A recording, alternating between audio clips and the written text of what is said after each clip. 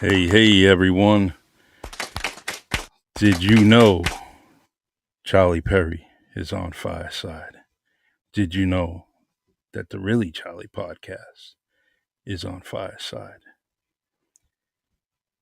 Did you not know? Is the question. The question today is we're going to talk about a few things that you might not have known of. And I have a guest coming on board, and that is Russell Ramos. And here in the Northeast of the United States, the northeastern part of the United States, we call him Ramos. All right. Russell is on board, and I see. And is that Exantia? Welcome on board. And for everyone that may be listening to us later on replay, I actually am so happy that you are here. What I did is I'm the host of the Really Charlie podcast, and I came onto Fireside and I brought on board. Well, what I did is I renamed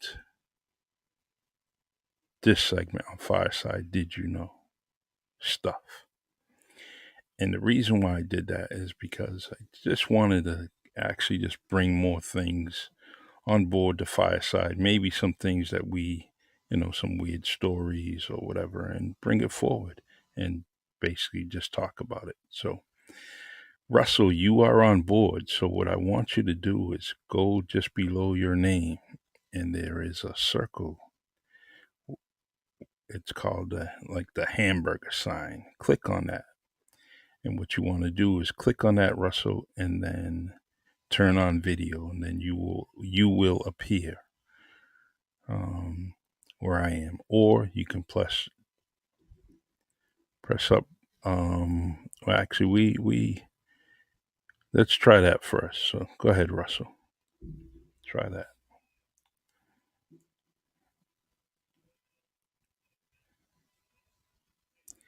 And while Russell is trying to get on board, what we're gonna do is we are gonna talk about a few things. And one of the things that I have highlighted tonight is the Harlem Hellfighters, which was an American group infantry that was um, 100% black soldiers from America during World War One.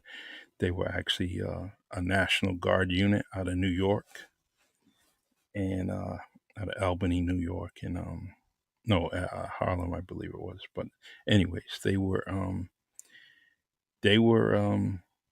drafted and sent to France to fight with the French troops and all the other allies that we had during World War One, and they were all black soldiers except the ranking men, which back then, we couldn't, most of the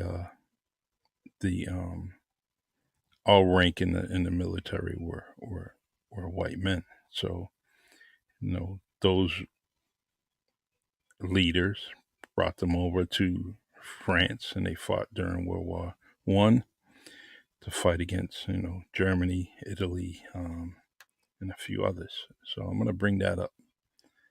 What I want to do is try to get Russell on board, and let's see. I'm going to invite him to video.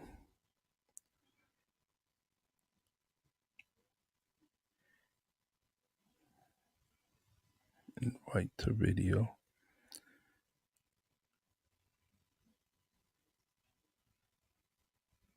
All right.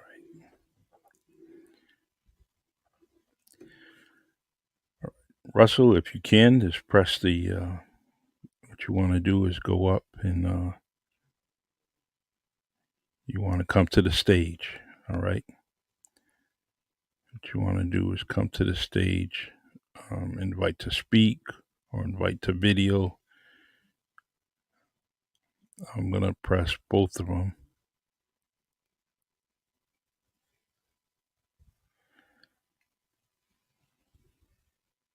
All right. So we're going to continue on. Let me go ahead and continue on with this segment. 100 years ago, the Harlem Hellfighters bravely led the U.S. into World War One. Their courage made headlines across the country, hailing the African American regiment as heroes, even as they faced discrimination at home.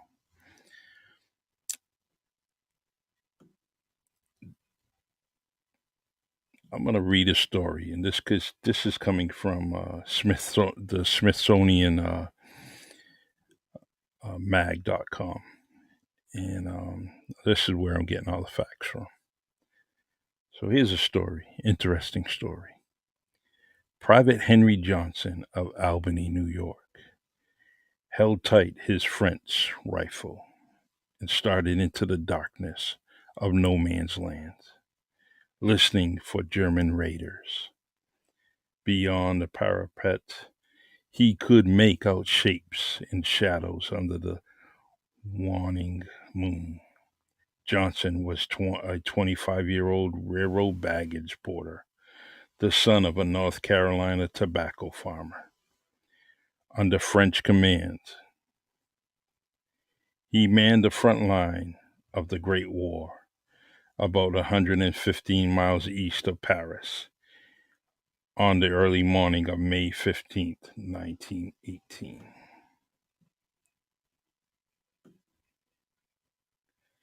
And the story continues. He heard a sound and turned to his partner in their tiny observation post, Needham Roberts, who gestured toward the direction of the noise. They heard it again, the snip of barbed wire being cut. Johnson fired an emulation rocket into the sky, then ducked as German grenades flew towards him. The grenades exploded behind him, and the pain struck his left leg inside. Roberts, bleeding from his head, threw grenades of his own back over to the parapet. Sorry. The the German forces rushed into the Americans' dugout. Johnson shot one German in the chest, point blank, then swung his rifle to club another. Two enemy soldiers tried to haul Roberts away until Johnson drove his 9-inch knife into one of their skulls. Another German shot Johnson in the shoulder and thigh. Johnson lunged with his knife and slashed down the enemy soldiers ran. Johnson chucked grenades as they fled. Reviewing the carnage the next day, the U.S. Army captain estimated that Johnson had killed 4 of at least 24 German soldiers. Days later, Johnson and Roberts became the first Americans to receive the French Croix de Guerre, I believe it is, the first of many honors awarded to the 369th Infantry Regiment, better known as the Harlem Hellfighters. Now, the myth is, the story goes, is that the German soldiers named the regiment the Hellfighters because they were tenacious and fought. Were actually the first group of soldiers to end up penetrating the German lines, and and they were the first. And actually, they were moving pretty quickly, ahead of the left and right flank, and they were almost 8 miles ahead of them, and they were fighting over and over and over again until they were properly relieved. But they were the first troops to penetrate the German lines. So they came back. They came back to America, and they came back to America to a parade, which was what they call Veterans Day today, or Armistice Day back then. That's what they called it, and it was at some point. I believe it was, yes, it was in February. My memory refreshes me. It was in February, and it was a huge parade, you know, and it was crazy. And that's what later on we brought up the celebration of Veterans Day, which was in November. So the ironic thing is that in February they had this huge ticker tape parade. I mean, there was tales of millions of people. There was tales of hundreds of thousands of people. It all depended what newspaper was reporting it. From the Chicago Tribune, New York Times, and there was a couple more, but more or less it was from hundreds of thousands of people to millions of people that were at this parade and honoring this black troop for their courageous and leadership because they were the first. Now imagine that they were a National Guard unit. They were a National Guard unit going to war and be and they were under the command of the French military. And here they are, the National Guard, and they end up being the better, not the better fight. Yeah, I say the better fighters.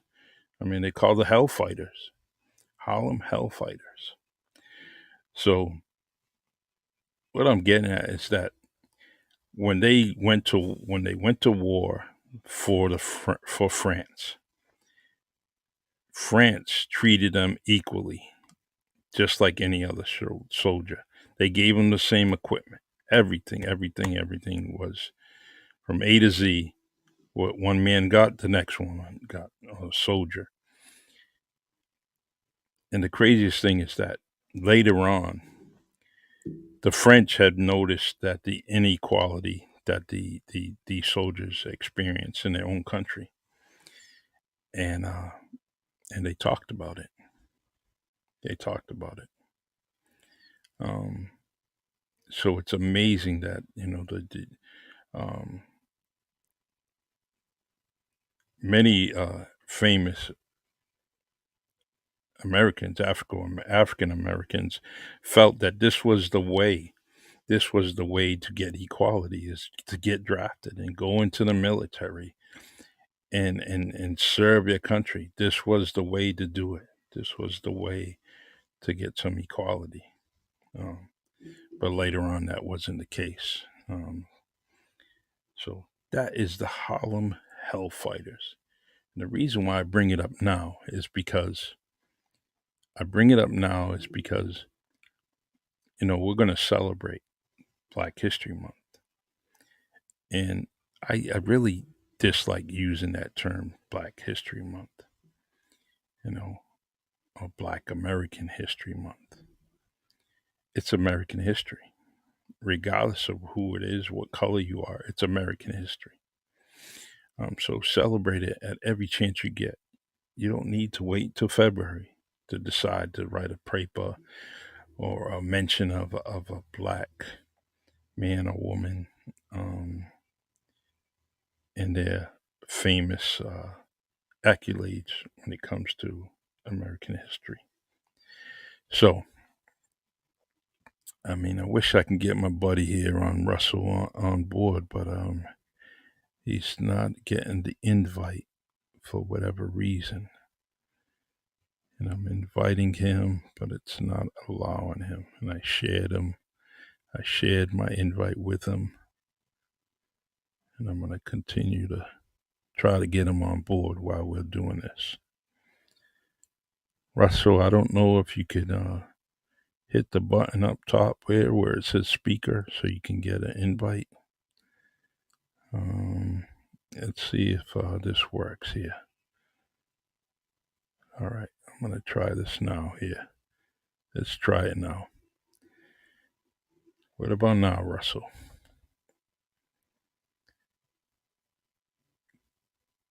Click on that hamburger. And what you want to do is turn on the video. It's just below your name on the bottom.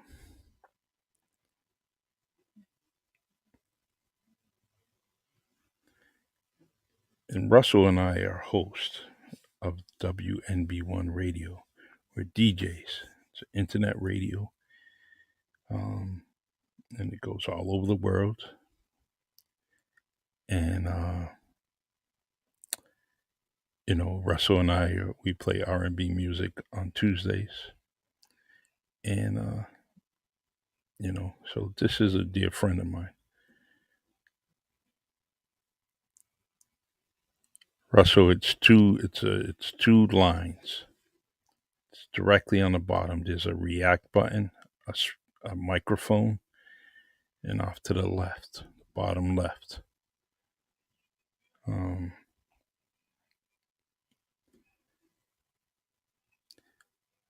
all right, just give that a shot. The Russell's dad. I really I don't want to butcher up the story, but just got honored by the Marine Corps. He was the first. He was part of the first Marines or Black Marines that were I believe it was Ellis Island, but I don't want to butcher it up. I really want Russell to tell that story. It's real important. And if he's unable to come on, then we're going to wait until the facts are from A to Z, and I'm able to honor that man and what he's done.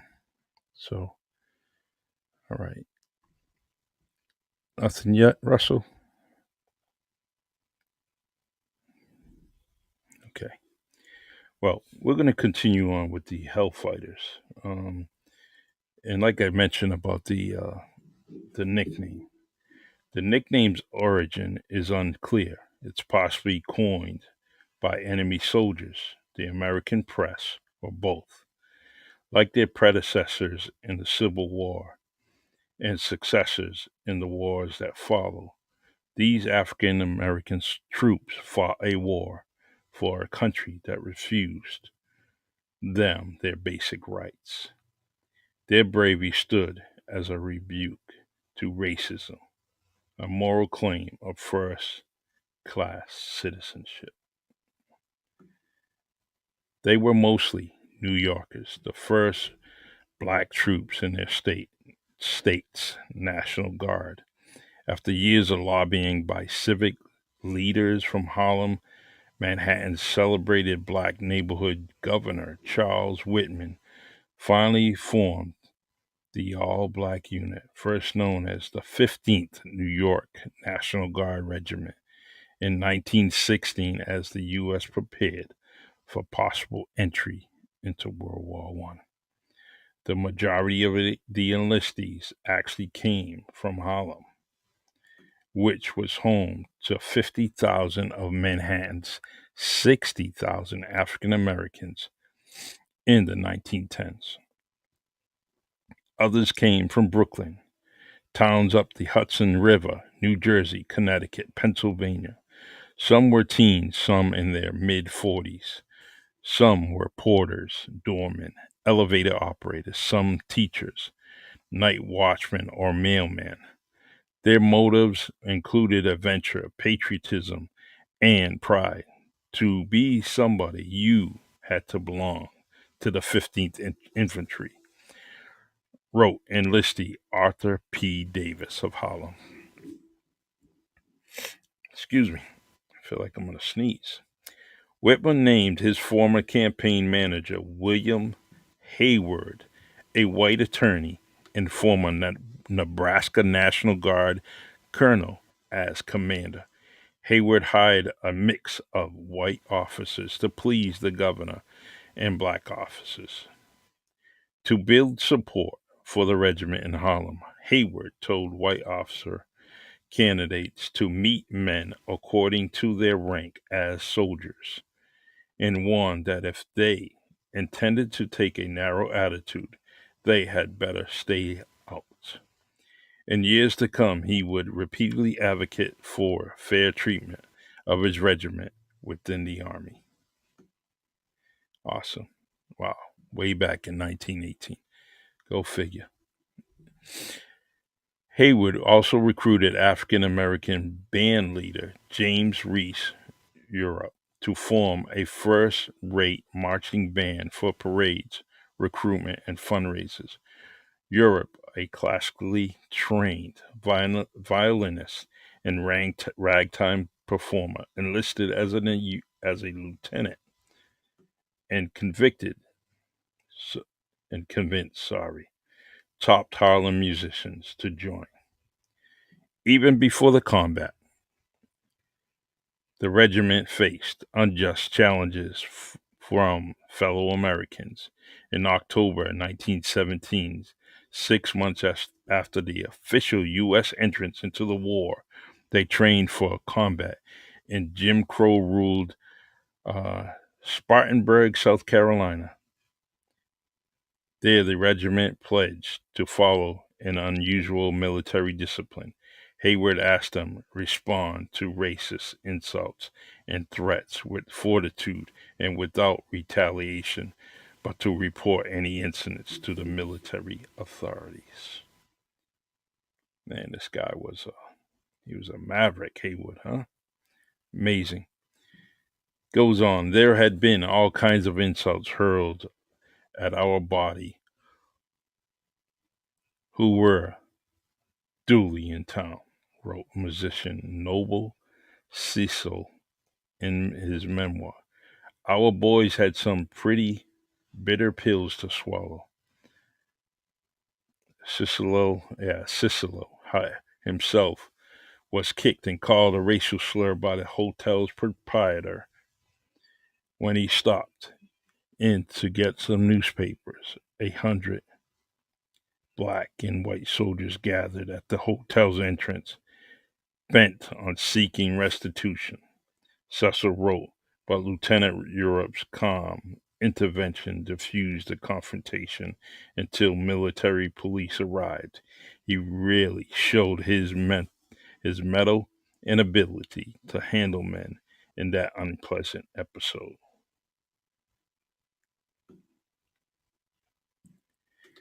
As a direct result of such a repeated confrontations, not despite them, wrote Peter N. Nelson, who wrote A More Unbending Battle. A history of the Hellfighters, a bond, was forged among the men of the 15th, a fighting spirit they hoped would serve them well when they go to France.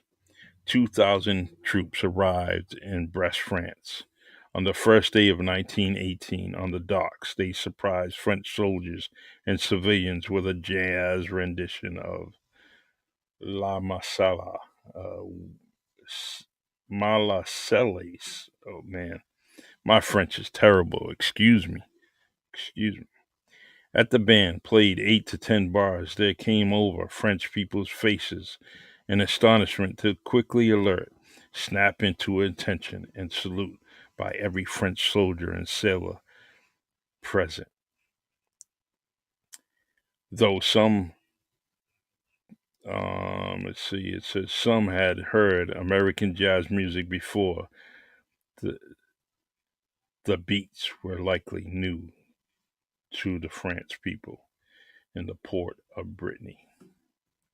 Renamed the U.S. 369 Infantry, they were assigned to the U.S. Army Services of Supply, unloading ships and cleaning latrines, a typical assignment for African American soldiers at the time.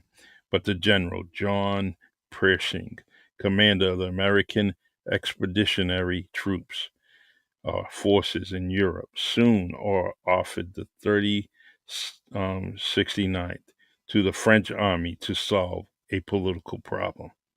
The French and the British were demanding Americans' reinforcement for their badly depleted divisions, perishing under the orders of President Woodrow Wilson, had insisted on forming an independent American force in France to preserve the troop morale, accountability for American casualties, to strengthen Wilson's clout um, and the eventual peace talks. So they went on and they lost about 1,500, but they were able to come back and get that parade that we talked about. And this is I'm not doing this an injustice, but I really want to be um, I really want to bring out some things about them. But in this short period of time of this show, it's just I'm not going to bring up everything. So, but I want to at least, want you all, whether you're here now or whether you're going to listen on the replay, is to look up the history of the Harlem um, Hellfighters, and it's an amazing story because our country was really, really going through a lot. And here it is, they go across the pond and they get treated equally. And they fight and they perhaps, well, not perhaps, they were the reason why the Allies then advanced in World War One and was able to restore some order just based on those Harlem Hellfighters. They put us in a position that they put the Allies in a position where they can successfully win the war if there's any winning in the war. So that is my story today. Um, we're gonna have to try to do something, um, with getting my guest on. I really disappointed, but what can I do? I got the facts out. And please, please, if you want to be a guest on my show, just send me a message.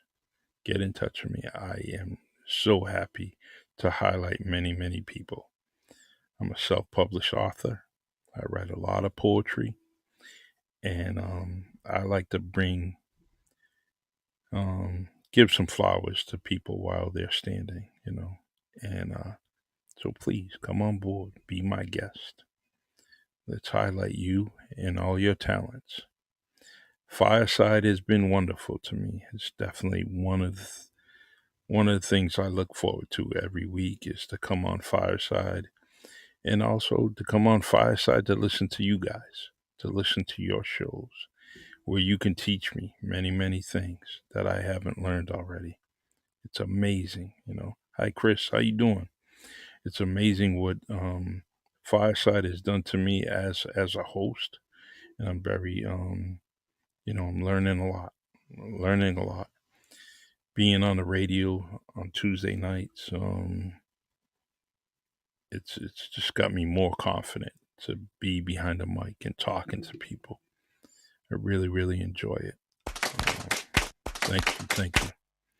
And Chris, you have great shows, man. You're inspirational every single day that you're on, and where I get to keep it, listen to you. It's definitely something that I really like. You're one of my favorite shows on here, and I appreciate you. 30 years of depression, as Chris says. Well, I haven't had that much, but it's definitely a learning. I listen and learn from guys like Chris. All right. What I'm gonna do is I'm gonna wrap this up. I really, really enjoy Fireside. I want to get much, much better at this. And when it comes to my guest, that's my thing. I have a knack of talking to people and interviewing. That's the best thing about me. I like to interact, go back and forth like a tennis match, not in like a battle, but just to give someone a question and they give me an answer. Then I fire another question. That's what I like doing. So I'm trying to bring that to Fireside because I have that on the Really Charlie podcast. And please, I have a YouTube channel called Really Charlie. Please like and subscribe that. And feel free. You want to come on my podcast? I welcome everybody. Everybody. Everyone has a story. Everyone has a talent. Everyone has a blessing. And so, on that note, did you know stuff? Another week of some facts. The Harlem Hellfighters in World War One. Check it out. Some history. Some history. A lot of YouTube videos. A lot of articles on the internet. Definitely fascinating story. How Americans come together, regardless of what color you are. They come together and just. I mean, this is World War One. They came together. America's not all that bad. I try not to lump everything in one big mash. We had our problems, good, bad, and ugly, but it's a country we love. We love. We love this country, and I'm so glad that I'm here. All right, everyone. God bless. Stay blessed, and I love you. And please, please send me. Oh, I got a speaker. Hold on. Let me see something there. I'm YouTube subscriber 164. Yes. Let's go. Let's try to get you. Chris, you there? Let's see. I accepted it. Chris. All right. Well, Chris, thank you. Thank you for being 164. That's a good number. It's a very, very good number. And I really appreciate it. That's something special because Chris is the voice that I love. His voice is so unique, belongs on the radio, belongs on TV.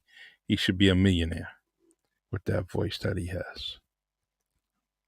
All right, Chris, I get your message, man. I appreciate you, and we'll definitely talk. I definitely will be listening tomorrow. So, all right, everyone, have a good night, and I love you. Please share this show. It's got some good information. God bless, and talk to you later. Thank you for that applause. Yes, music to my ears. I love it. Take care, y'all. Have a great, great day.